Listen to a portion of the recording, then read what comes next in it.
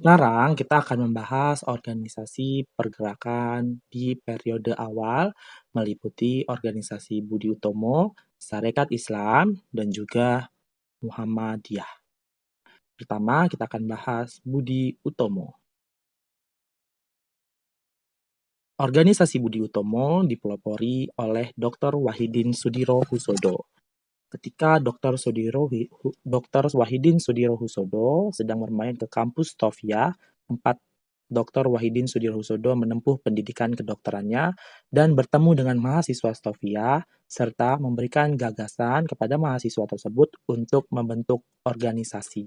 Atas saran dari Dr. Wahidin Sudirohusodo, tanggal 20 Mei 1908, mahasiswa Stovia bersama Dr. Sutomo membentuk organisasi Budi Utomo yang tujuannya di bidang pengajaran dan juga kebudayaan.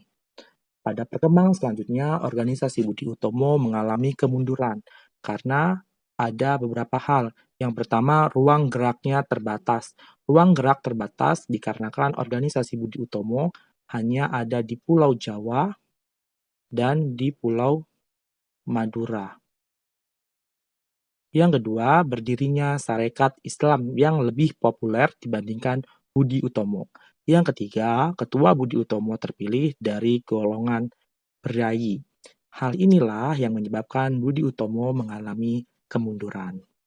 Sekarang kita ke organisasi berikutnya, yaitu Sarekat Islam yang didirikan oleh Haji Samanhudi.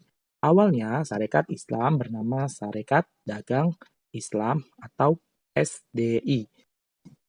Tujuannya di bidang perdagangan, karena di sini ada D, dagang. Kemudian, perkembangan selanjutnya, Sarekat atas usul Hos Cokro Aminoto, Sarekat Dagang Islam berubah menjadi Sarekat Islam pada tanggal 10 September 1912. Tujuannya agar anggotanya tidak hanya terbatas untuk para pedagang saja. Selanjutnya, tahun 1917, Sarekat Islam masuk ke dalam Volksraad. Volksraad ini seperti lembaga parlemen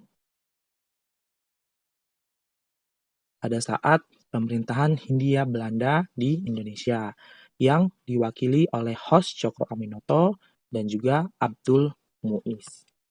Selanjutnya, pada perkembangan selanjutnya, organisasi Sarekat Islam yang banyak mendapatkan cobaan. Waktu itu, Sarekat Islam disusupi oleh organisasi komunis yang bernama ISDV. Organisasi komunis atau ISDV yang ada di Indonesia ini dibawa oleh orang Belanda bernama Henk Snevely. Jadi Henk Snevely menyusup ke Sarekat Islam untuk mendapatkan keanggotaan. Karena waktu itu anggota ISDV ini sedikit.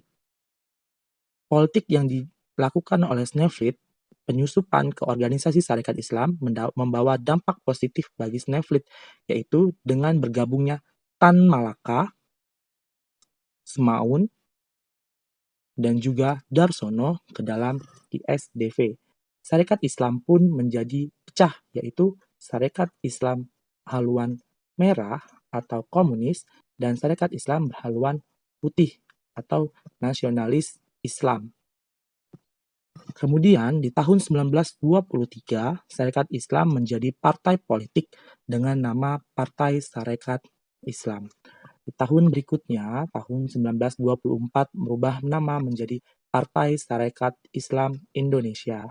Kemudian tahun 1930, Partai Sarekat Islam Indonesia pecah menjadi 3 partai, yaitu Partai Sarekat Islam Indonesia, Partai Sarekat Islam Indonesia pimpinan Kartosuwiryo, dan Partai Sarekat Islam Indonesia pimpinan Abi Kusno. Jadi bisa kita lihat ya bahwa Sarekat Islam pada perkembangannya disusupi oleh organisasi komunis di SDV. Sehingga Sarekat Islam pecah menjadi SI merah dan SI putih. Pada perkembangan selanjutnya, SI merah dikeluarkan dari keanggotaan partai, yaitu Tan Malaka, Semaun, Darsono, dan tokoh-tokoh komunis lainnya.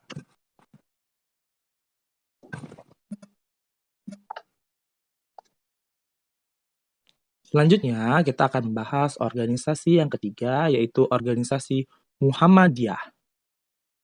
Organisasi Muhammadiyah didirikan oleh Kiai Haji Ahmad Dahlan pada tanggal 18 November 1928 dengan tujuan pendidikan dan pengajaran Islam, mengembangkan ilmu agama Islam. Jadi tujuannya di bidang pendidikan dan pembelajaran, dan yang kedua mengembangkan ilmu agama Islam.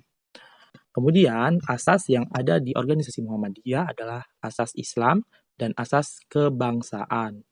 Selalu sifatnya itu sifat non-politik dan kooperatif terhadap pemerintahan kolonial Belanda. Bergerak di bidang agama, kemudian bidang pendidikan, dan juga bidang sosial. Awalnya organisasi Syarikat Muhammadiyah ini berada di Jogja. Namun karena perkembangan selanjutnya organisasi ini menyebar ke wilayah Surakarta, kemudian Magelang, dan ke wilayah Sumatera, yaitu tepatnya di Sumatera Barat, yang dibawa oleh Hamka.